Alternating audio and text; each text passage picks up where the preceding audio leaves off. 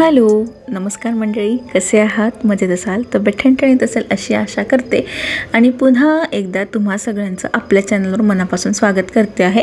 तर मागे मी एक शॉर्ट व्हिडिओमध्ये डोस्याचं बॅटर भिजवायला टाकते असं दाखवलं होतं।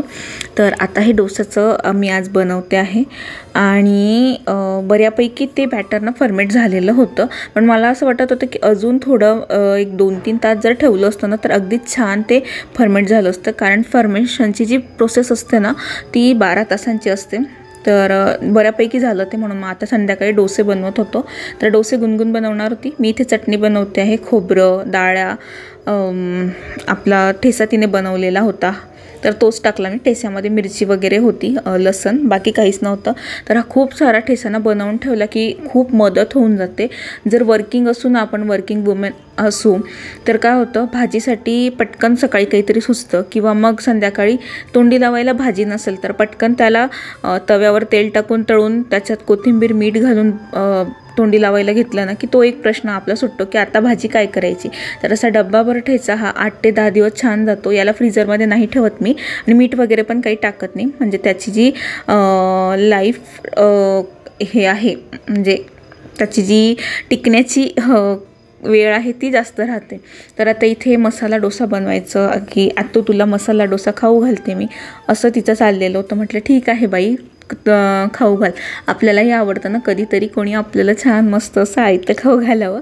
तर तिचं तेच चाललेलं होतं।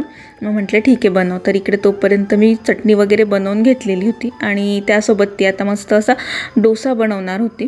तर बघा, मुली मोठ्या होतात ना, तर गुनगुन आमच्याचकडे वाढलेली आहे, तर त्याच्यामुळे ती कसं आमच्या अंगाखांद्यावर खेळलेली, तिला आमची सवय जास्त आहे, त्यामुळे ती मला मुलीसारखीच आहे। तर मग जसं आपण मोठे होतो आपल्या आईवडिलांना कौतुक वाटतं आपण काही बनवल्यानंतर, अगदी तसंच आपल्या मुली मोठ्या झाल्यानंतर ना आपल्यालाही वाटतं की त्यांनी छान बनवावं आणि आपल्याला खाऊ घालावं, आणि मुळात त्यांना आलं ना तर आपल्यालाच छान वाटतं की अरे वा इतकं छान बनवलं।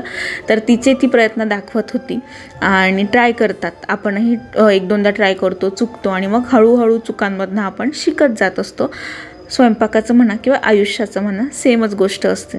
तर इथे थोडासा मी म्हटले ना की बॅटर अजून 1-2 तास जर सेट होऊ दिलं असतं तर ते कदाचित छान फर्मेट झालं असतं, पण असो तरीही डोसा छान झाला। ती म्हटली मी छोटे छोटेच करते, माझा पहिला प्रयत्न आहे। तर म्हटलं ठीक आहे, काही हरकत नाही, तुला जसं जमेल तसं बनव। आणि इथे तिने डोसा बनवून माझ्याकडे दाखवलेला आहे।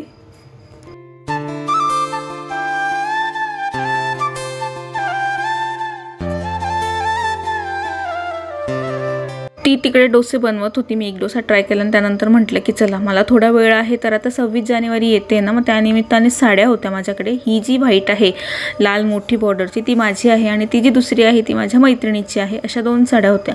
आता जी व्हाईट बॉर्डरची ती मी 15 ऑगस्टला घातली होती आणि जी दुसरी आहे ती राहिली घालायची, मैत्रिणीने घालण्यासाठीच दिलेली, पण मी अजूनपर्यंत तिला घातली नाही। जवळजवळ 4-5 महिने झाले नवरात्रापासून ती माझ्याचकडे।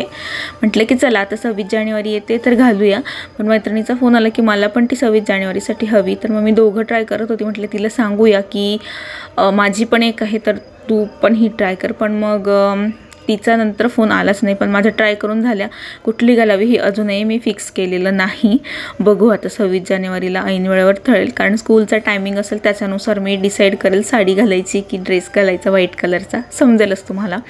आता हा नेक्स्ट डेचा व्हिडिओ आहे बरं का। मुरमुरे खूप आणलेले होते, तर म्हटलं चला चिवडा बनवून ठेवूया, कारण काय होतं मुरमुरे राहून जातात आणि जी शेव वगैरे आणलेली असते ना तीच संपून जाते। मग त्याच्यापेक्षा कसं तो शेव चिवडा आणि मुरमुरे एकत्र मिक्स करून छान असा साधा चिवडा बनवून घेतला ना तर लहान मुलं पण खातात आणि तो चिवडा पण भरपूर बनतो। म्हणजे ते शेव संपण्यापेक्षा कसं मुरमुरे शेव एकत्र संपतात आणि एक वेगळी चव आपल्याला मिळते, प्लस आपल्याला स्नॅक्स टाईममध्ये पण ना खाण्यासाठी होऊन जातं, मुलांना पण आणि आपल्याला पण।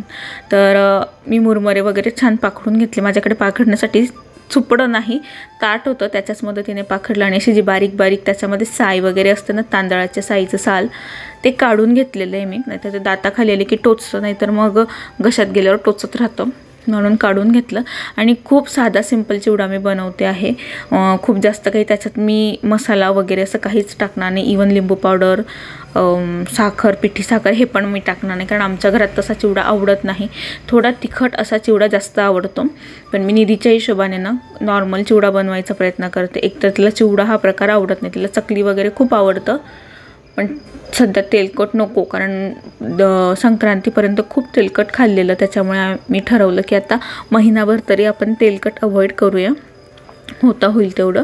म्हणून मग मी साधंच अगदी कमी तेलामध्ये शेंगदाणे वगैरे छान तळले. त्याच्यानंतर डाळ्या टाकल्या त्याच्यामध्ये. चटणीसाठी डाळ्या जास्तच आणलेल्या होत्या, मग त्या उरल्या होत्या, त्याच्यानंतर वापर जास्त झाला नसता, म्हणून म्हटलं की ज्या उरलेल्या डाळ्या आहेत त्या याच्यामध्ये टाकून देऊ. आणि छान त्या दोघं मस्त अशा फ्राय होऊ दिल्या. कांदा वगैरे पण मी काही टाकला नाही, कारण कांदा आणि मिरची हे सगळं ओलं जिन्नस टाकायचं म्हटलं की त्याला कडक तेलामध्ये फ्राय होऊ द्यावं लागतं, त्याच्यासाठी तेलही जास्त लागतं, म्हणून मी ते अवॉइड केलं. हां, कढीपत्ता मी आवर्जून टाकणार होती, कारण जर चिवडा बनवायचा असेल ना तर कढीपत्ता हा हवाच.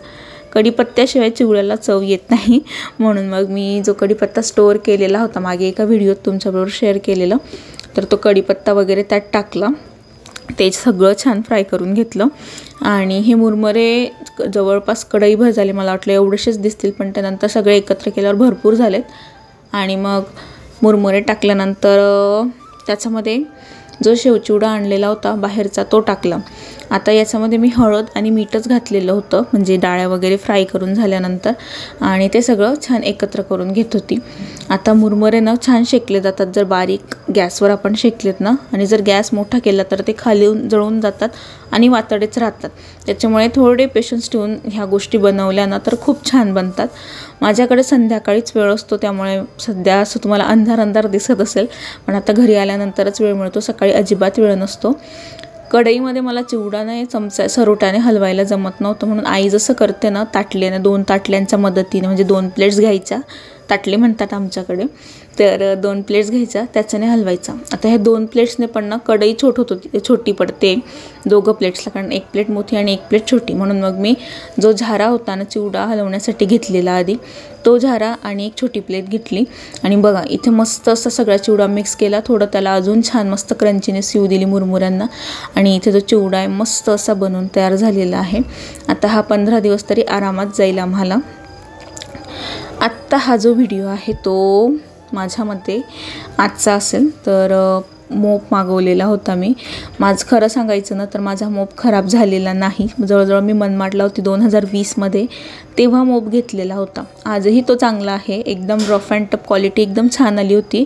मी फरशी पुसण्यासाठी काय वापरते हा व्हिडिओ खूप छान आपला व्हायरल गेलेला, आणि त्यात सांगितलं होतं. तो मोपही मी बऱ्याचदा दाखवलेला आहे.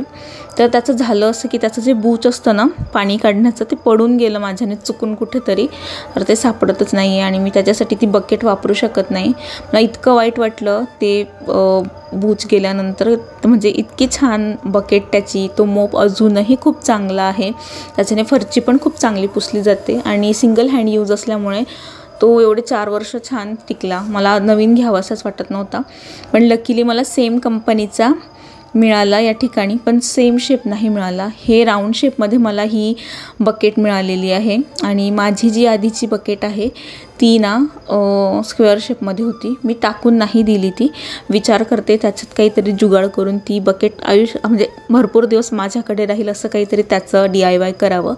बघू, जेव्हा केव्हा करेल नक्कीच तुमच्याबरोबर शेअर करेल. आणि तो जो मोप आहे आता तो बाहेर गॅलरी वगैरे पुसण्यासाठी वापरेल, आणि हा जो मोप आहे तो घर पुसण्यासाठी वापरेल.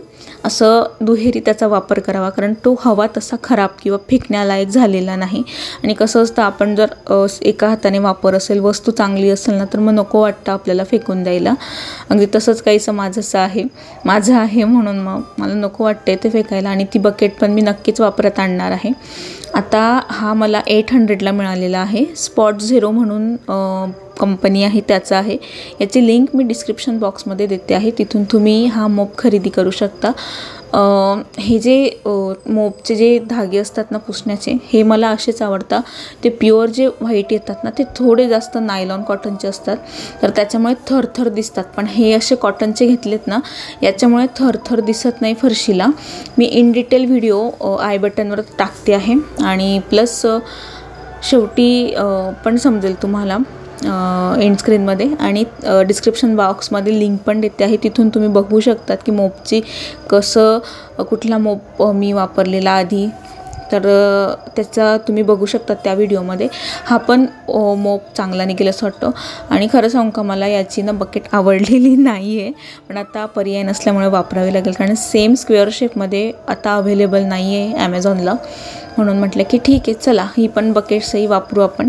आणि याचं ना मला मोप आणि ते जे हँडल आहे ते एकत्र करताच येत नव्हतं. म्हणजे मोपची जी कॅप होती ना वरची ती आणि ते एकत्रच करता येत नव्हतं. खूप प्रयत्न केले. ते कॅटलॉग आलेलं होतं त्याच्याबरोबर ते पण बघितलं, पण त्याच्यामध्ये ना काही दिलेलंच नाही आहे त्यांनी की हाऊ टू इन्स्टॉल असतं ना तसं. मग गुणगुण मला म्हटली की असं नको, असं लावा तू, आणि लावलं. त्याच्यानंतर मग ते हँडल आणि मोप एकत्र केले. फायनली हा फुल मोप तयार झालेला आहे. 360 डिग्री वगैरे हे सगळे आता नॉर्मल गोष्टी झालेल्या आहेत. प्रत्येक मोपमध्ये ह्या सगळ्या गोष्टी येतात. फक्त आपल्याला क्वालिटी बघायची असते पाईपाची, त्याच्यानंतर लेंथ बघायची, आणि प्लस मोपचे धागे कुठले आहेत ह्या 2-3 गोष्टी जर बारकाईने बघितल्या ना तर मोप छान येतो, क्लिनिंग पण छान करतो आणि लॉंग लास्टिंग पण असतो तो. तर अशी याची बकेट आलेली आहे. याच्यामध्ये एक प्लस पॉईंट आलेला आहे या बकेटमध्ये, तो मी दाखवते तुम्हाला. आणि याचं हँडल पण थोडं वेगळं आलेलं, रफ अँड टफ क्वालिटी याचीसुद्धा आलेली आहे, कारण सेम कंपनीचं मी मागवलं. जे मी 2020मध्ये मागवलेली होती ना ज्या कंपनीचा मोप, तोच मोप मी इथं मागवलेला आहे. फक्त शेप बदलला आणि हँडलही बदललं आहे पूर्णपणे. तर याच्या हँडलला ना यांनी एक असं आकोड्यासारखं दिलेलं आहे, जेणेकरून आपला मोप बकेटमध्ये ठेवला की पडून जातो. माझ्या जुन्या बकेटचं तसंच व्हायचं की मोप त्यात ठेवला ना की पडून जायचा. म्हणजे आपण दुसरं काही सरकवत असलं घर पुसता पुसता आणि बकेटमध्ये मोप टाकला तर तो पडून जायचा. तर इथे तो पडत नाही. ह्या हँडलमध्ये जर तो आपण अडकवला ना तो तसा स्टँड राहील, तो पडणार नाही. तर मला याचा हा एक प्लस पॉईंट जो आहे ना तो आवडला, कारण पडणार नाही आणि टेकायला आपल्याला शोधावं नाही लागणार. म्हणजे कुठे ठेवू मी आता मोप म्हणजे पडणार नाही असं ठिकाणाहून. तर ही एक मस्त गोष्ट आहे याच्यात. दुसरं छान फिरतो वगैरे आहे याचा फॅन. बघू आता जेव्हा यूज करेल तेव्हा पण रिव्ह्यू देईल. आत्ता म्हटलं की चला, मला एक आनंद झालेला होता आजच्या दिवसाच्या याच्यात. तर बस हा 2-3 दिवसाचा व्हिडिओ मी आता इथेच संपवते आहे. आता आम्ही निघालेलो आहोत वॉकला आणि व्हिडिओ मी पण आता इथेच संपवते आहे. भेटूया पुढच्याच अशा इंटरेस्टिंग व्हिडिओमध्ये. तोपर्यंत काळजी घ्या. बाय.